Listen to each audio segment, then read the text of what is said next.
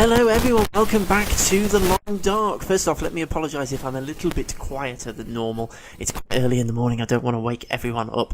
But we are here with tutorial number 6 in our tutorial series, and today we're going to be having a look at fires, how to start fires, what you need to start fires, and what you can do with them. So, we are here. There's several different ways you can start a fire in The Long Dark. We're inside Camp Office, our favourite location. And we are here with a stove, and the stoves are the first most obvious place where you can start fires in the game.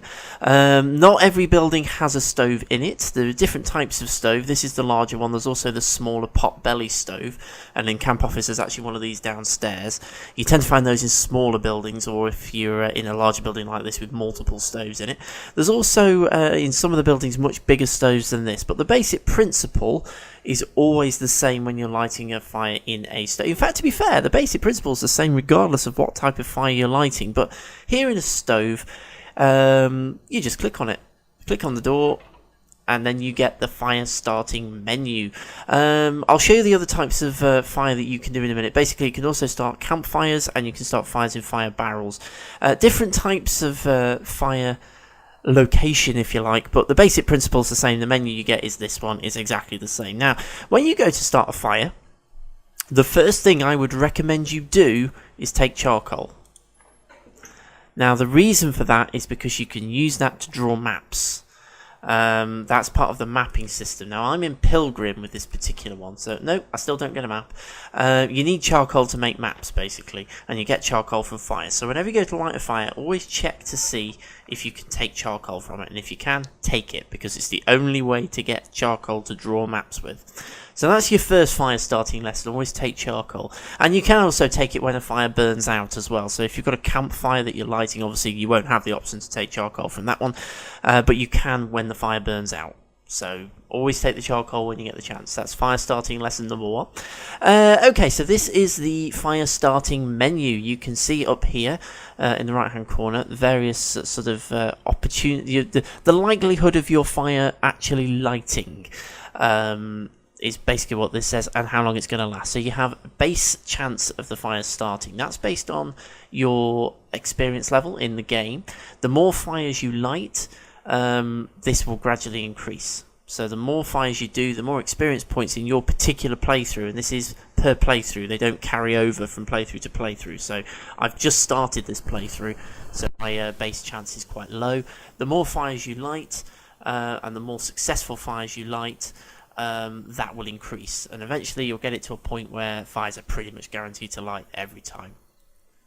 So that's your base chance, and then what you select over here determines your overall chance of success, and you can improve your chance of success by using different materials and different fire starting methods. And obviously the higher the chance of success, the higher the likelihood is that your fire is actually going to light. Again, it's a game of chance. As many of these things are in The Long Dark, it's a game of chance. The higher that percentage, the higher the likelihood that your fire will light. But there is always a chance that it won't, unless that's 100%. But it's very hard to get that to 100%. That's the kind of thing that will happen later in the game. Or if you... I don't want to say cheat, because it's not cheating, but I'll show you that in a second. Something you can do to guarantee the fire's going to light. So that's basically what you've got here. So your base chance will increase with experience, with each playthrough. Estimated fire duration is based on the type of fuel you're adding to the fire, but don't worry too much about that, because obviously once you've got the fire lit you can add extra fuel, so that's not too much of a problem. You don't have to worry too much about that. And this obviously then is your overall chance of success, which is your base chance with these various elements factored in. And these are the 4 things that you, well actually the 3 things that you need to light a fire, and the optional not cheating option. So up at the top here you need to have a starter. You need to have something to actually light it with. Now, matches are the obvious choice. As you go around the world you'll find wood matches and cardboard matches. Wood matches are better.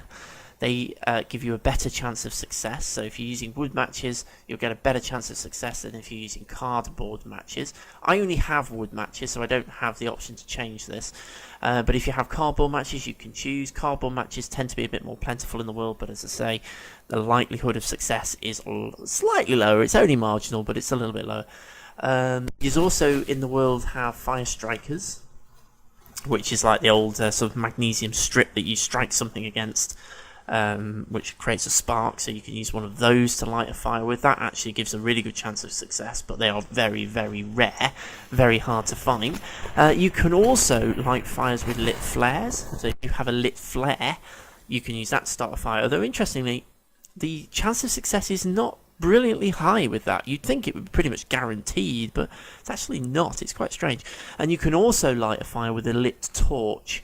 So if you're carrying one of the flaming wooden torches around with you, you can actually use that to light a fire. Although again, interestingly, despite the fact you're lighting a fire with a fire, it's not 100% guaranteed that it's still going to work. It's kind of strange. But there's your various options for starters. So lit flares, lit flaming torches, wooden matches, cardboard matches, fire strikers, magnifying glass. If you're lighting a campfire outdoors, you can actually use a magnifying glass to light your fire. That obviously doesn't work indoors, but outside with a campfire, which I'll show you in a little bit, you can actually use a magnifying glass to light the fire. So that's what you need for starters. So you definitely need to have one of those. So if you run out of matches, strikers, anything, you can't light fires. So always make sure you're carrying matches with you. The other thing you're going to need is tinder. Now tinder is obviously the sort of very combustible material that will get the fire going. There's a couple of different types of tinder in the game. Cattail heads are a good source of tinder. Obviously if you harvest cattail plants, you get cattail stalks, which you can use for food, and you also get the cattail head, and that makes really good tinder for starting fires, so that's a good one to use from the natural world. Or you can make tinder plugs, and you make tinder plugs by harvesting stacks of paper or newsprint that you find in the world. If you break that down and harvest that down, you can turn that into a tinder plug, and you can then use those tinder plugs to light your fires. So again, tinder is critical. You have to have tinder, so you need to make sure you're always carrying some tinder with you.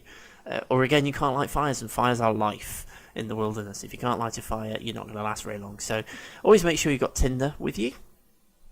And the other thing, of course, is fuel. You need to have some sort of fuel. Lots of different sources of fuel in the game. There are sticks. They're the most plentiful, the most obvious. You just pick those up from the world. The only downside, they give you a really good chance of starting a fire. If I select sticks here, you can see that my chance of success has just jumped up to 60% from 40%. But you'll also notice fire duration has dropped from half an hour to 7 minutes. So sticks are really good for starting fires. They give you a really good chance of success for starting a fire, but they don't burn for very long. So in order to have a fire that lasts a couple of hours, you're going to need to have 20, 30, even more than that sticks.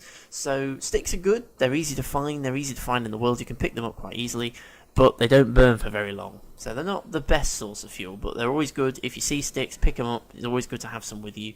You really do increase your chances of getting a fire started with sticks, but again, it ain't going to last very long.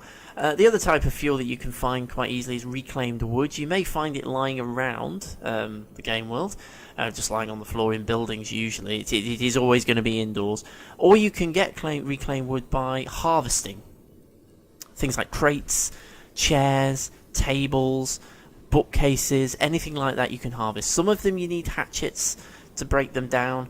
Others you can just break them down with your bare hands, but you'll get reclaimed wood. Reclaimed wood's not too bad. It's not very good for starting fires. It doesn't give you an increase in your chance of success over your base chance, but it does burn for a bit longer than sticks. The other type of firewood in the game, there is actually fir firewood and cedar firewood available in the game. Now I haven't got any here, and I haven't got a hatchet, so I can't harvest any either. You find fir limbs and cedar limbs out in the world, so basically massive great big branches lying on the ground, and you can harvest those with a hatchet, and you'll get cedar firewood and fir firewood, obviously depending on which one it is that you find, and you'll also get some tinder plugs from that as well, which is kind of cool. Cedar and fir are the best types of firewood in the game. Fir is the longest burning. Cedar is also pretty good. You'll get a pretty good chance of starting a fire with cedar. Doesn't burn as long as fir. Fir burns a bit longer. So they're really, really good. So if you're actually carrying some of those with you, you're guaranteed to be able to light a pretty decent fire with fir and cedar. So they're definitely worth trying to harvest whenever you get the chance and stockpile. Obviously, though, you do need a hatchet, so if you haven't found a hatchet yet, they're not available to you. Although you do occasionally find them lying around in buildings when you go in next to stoves and things like that. The other type of... There is one more type of firewood that's out there, though. You do occasionally find fire logs in the world. They're usually lying around near fireplaces in larger buildings. They burn for about 2 hours, 2 or 3 hours. They don't give out much heat, but they are pretty good. You can stick it on a fire and it'll light that fire for quite a long time. So it's worth finding them if you can. They are quite heavy, though. That's the only slight downside with them. And you don't find many of them. So your most common types of fuel are sticks, reclaimed wood, cedar and fir firewood. Always worth stockpiling fuel. Again, without it you cannot light a fire, so whenever you're travelling you need to make sure you have plenty of fuel, tinder and starters with you so that you can actually get fires lit. So let's select sticks then, because that's going to give us a good chance of success. 60% chance of success lighting this fire with this combination of 3. That's wood matches, a tinder plug, cattail. Oh, you can actually, yes, of course, you can also use a stack of papers itself as tinder. And newsprint itself as tinder, but it's always more efficient to break it down into tinder plugs. As you can see, it doesn't really change my chance of success which tinder I'm using. The only reason it's more efficient to break stacks of paper down and newsprint down is because, well, I've got 1 stack of paper there, but I'll get 2 tinder plugs from it. So instead of being able to light 1 fire, I can light 2. So that's the reason why you always harvest it into tinder plugs. Okay, so we need to have 1 of each of these, but down at the bottom we have another option. It's optional, it says so here. Accelerant, we can pretty much guarantee a fire is going to light by adding accelerant to it.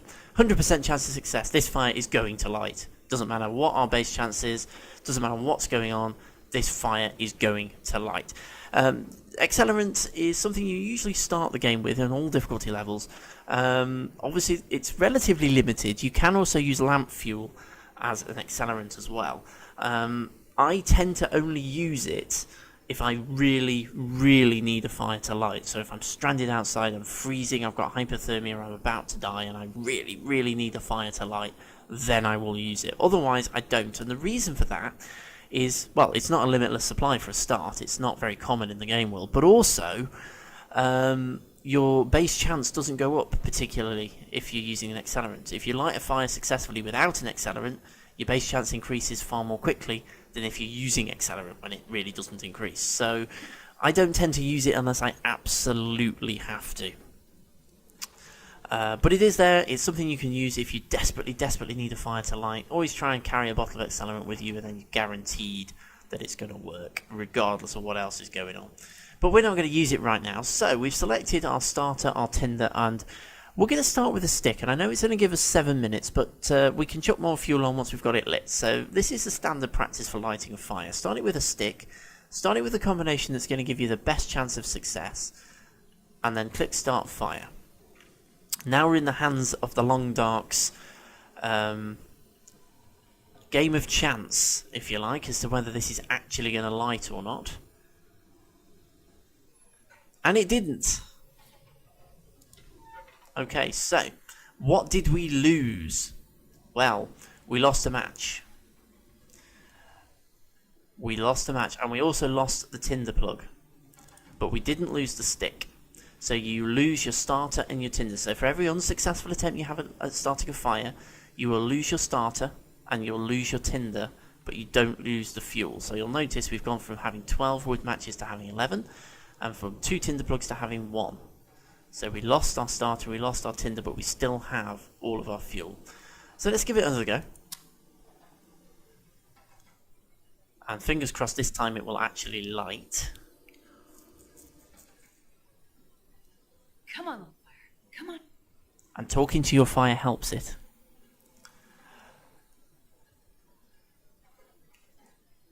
Now the further round the little thing goes, the more likely it is it's going to succeed, but don't let that fool you, because it can still fail very close to the end. They tend to light a little bit more quickly when your base chance increases as well.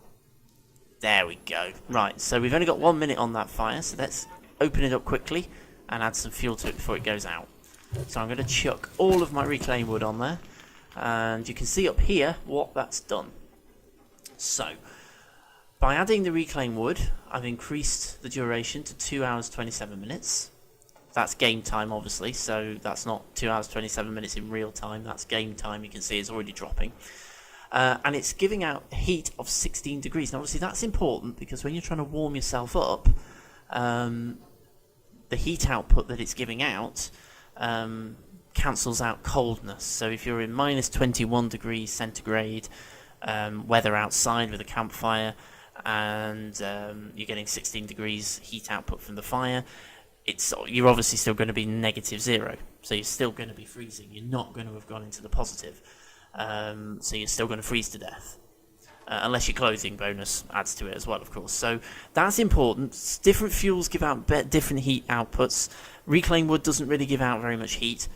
Again, fir and cedar give out far more. Fire logs don't give out very much either. I've forgotten the other type of fuel, actually, which is coal. I completely forgot about coal. Coal tend to be found only in the mines, which are around Desolation Point and Coastal Highway. You can use it as fuel on normal fires. You have to wait a certain amount of time before you can do it. So you have to have had a fire that's burnt for 20 minutes before you can add coal to it. But it burns for a heck of a long time and gives out a lot of heat. So it is a good fuel. It's really reserved for the forge. We'll talk about the forge when we look at crafting. But coal is used really in the forge because that's what gives the forge the heat, which allows you to actually do the metalworking and the crafting. So you can use coal as fuel in normal fires. It is a really good fuel, but you tend to reserve it for the forge if you're planning on using the forge. So I'd forgotten about coal, so sorry about that as a fuel type. I haven't got any anyway. You just find it scattered around the world. You just pick it up in the mines and things like that. So I'll show you that when we come to look at the forge crafting. Okay, so we've increased our duration. You can see it's already dropping. Heat output 16 degrees. We can add more fuel. One thing we can also do is take a torch. So that allows us to take a flaming torch out of the fire. You'll tend to do that just before you go out when the fire is about to burn out. So what I tend to do is I'll light a fire when I'm planning on going somewhere. I will cook some food or cook some coffee or something like that and drink it, which gives me a warmth bonus. I'm obviously nice and warm because I've been standing next to the fire, and I will then take a flaming torch from the fire just before it goes out, and then I will go outside. So that helps me maximise my warmth when I go outside. So that's one of the little survival tips you may have seen me using in my playthroughs. Light a fire for about an hour or so before you go outside. Cook some food or something that's hot, eat or drink it. That then gives you a warmth bonus, which we'll talk about when we're talking about food and drink, and take a flaming torch from the fire. In fact, I might as well just do that now just to show you. There you go. So that's what you get. And that will then just help you, again, with light and also with warmth. So that's giving us some light, and it's also giving us some extra heat. Not a lot, but a little bit. And we can also use it to frighten away wolves, and we can extinguish it and save it for later as well. So it's always worth doing it because it's a free light source. Okay, so back into the fire. No, back into the fire. No, we don't want to light the torch. We want to go back into the fire. Okay, it's been a bit awkward. Let's just holster that. And now it'll let us back in the fire. Okay, so you can take a torch. Obviously, we can add more fuel. So this is the fuel menu of our three little menus here. This is the fuel menu. If we now go into the food menu. Now, I haven't got any food. But if you did, it will be listed here and you can cook it. You can cook most tinned foods. Things like pork and beans, soup, stuff like that. You can cook it, and then you can eat it hot. We'll talk more about that in the food and drink section, but eating it hot gives you a warmth bonus. Basically means that you don't get as cold as quickly. So we'll talk about that when we talk about food and drink, but this is where you warm it up. You warm it up here in the food menu. And also, if you have any raw food, like raw meat that you've harvested from a deer carcass or something like that, this is where you cook it. So it'll be listed here as raw venison, and you cook it here, and then you have cooked venison. So this is where you cook food. Most important of all the menus, though, is the water production menu. So this is where you make water, and there's a two-step process for making water. You can see up here we've got potable water and non-potable water. Potable water we can drink, non-potable is dirty. So we can still drink it, but there's a risk that we'll get sick from drinking it. So you always want to purify it in some way. So there are water purification tablets in the world that you can use to purify water, or you can use a fire to do it. So first things first for making water, we want to melt some snow. So let's melt a litre of snow. And you can see our survival indicators at the bottom are dropping because time is being accelerated. And time up here. So time is accelerated when we're doing this. So we now have a litre of non-potable water. So to make it drinkable, we need to boil it. So if I now select boil water for a litre, you can see time is accelerating again. Our indicators are going down, our time is dropping. But we now have a litre and a half of potable water. So that's how you make water. And you can do that anywhere, from any fire, from a stove, from a barrel, from a campfire. You can make water. All you need to do is make sure that you don't run out of fire duration before you've finished, otherwise it won't work. You'll get what you had up till that point, but you won't get the full amount that you selected. So when you're melting snow, always make sure you leave enough fire duration to boil the water as well, or use water purification tablets if you have them. We'll have a look at that when we get to looking at food and drink, but that's basically how you make water in the fire menu. And that's it really for how you start fires and everything you can do with them. So you can add fuel, you can take torches, you can cook food, and you can make water. If we come out, also obviously they put light out. It's a little awkward because it's not dark, but they do also put out light. You can see the little bands of light that come out of them there. So they're good for light as well. And if we just drop into the status menu, you can see that the temperature in the building feels like 15 degrees. They warm the entire building up. So if you've just come back in from outside, you're freezing cold, and you're at risk of hypothermia, sometimes it's worth lighting a fire to get your temperature back up quickly. Sometimes it isn't. If the building itself is above freezing, you might be able to get away with it, but sometimes it's worth just getting that fire lit and get your temperature back up nice and quick. It does heat up the whole building. If we come downstairs though, you will notice as we move away from the fire, it does drop off. So it now feels like 0. So in this situation, if I just come back in and it was freezing cold outside, and I was at risk of hypothermia, that risk wouldn't be healing at this point. But being near the fire changes the temperature. So it can help warm you back up as well. So that's the benefits of fires. Let's just pop outside and I will show you lighting a campfire. Now it sounds a bit breezy outside actually, so I'm slightly worried it's going to be a little bit tricky to do this, because it's a good way of showing you though. You can light campfires anywhere outside. You cannot light them inside. Basically if you try and place it anywhere, it won't let you light it inside, but if you can't light it on platforms or anything like that, but you can pretty much put it in most other places. However, you will see that it's red, and the reason it's red is it's too windy. It's too windy to start a fire. You cannot start a campfire outdoors if the wind is blowing across it. It will just blow it out. So we could light that fire pretty much anywhere out here, except that it's too windy to do it. If we go around the back of the building though, we might find that we can light it. You can see a patch there where it's going green. You also can't light it on a really steep slope. There we go. So I can light a fire here because it's sheltered. The wind's not here, it's not on a steep slope, and it's not too far away from me. So I can light a fire. And as you can see, when we click the button, we get exactly the same menu. The chance of success is exactly the same. Everything from this point on is exactly the same. But we can place the fire. You can place it, as I say, as long as it's not on a steep slope, you can place it. You do it from the Campcraft menu, so bring up the menu, go to Campcraft, and just choose fire. You can put it anywhere as long as it's not too far away from you. That's why that's red there. As long as it's not on a really steep slope, as long as it's not in a windy area. So they're the reasons why you can't light fires. But pretty much anywhere else outside you can light a fire. And obviously the other one are fire barrels. You'll find fire barrels in various places around the world, usually in industrial type locations like the hydro dam or things like that. Again, just click on the barrel and it will bring up the same menu to light a fire with. So that is how we light fires and deal with fires in the long dark. Fairly simple, to be perfectly honest with you. It's not too complicated, but you can see how important they are because it is your only way of making water. You can find water in the world, but it's the only way to actually make it. and also it's the only way to warm yourself up when you're freezing cold. So it's pretty critical to be able to light fire. So you need to always make sure you have starters with you, you need to have tinder with you, and you need to make sure you have fuel with you. So always carry some of those three around with you. Obviously you've got to balance that with the weight, but you always need to make sure that you can light a fire wherever you go. It is absolutely critical.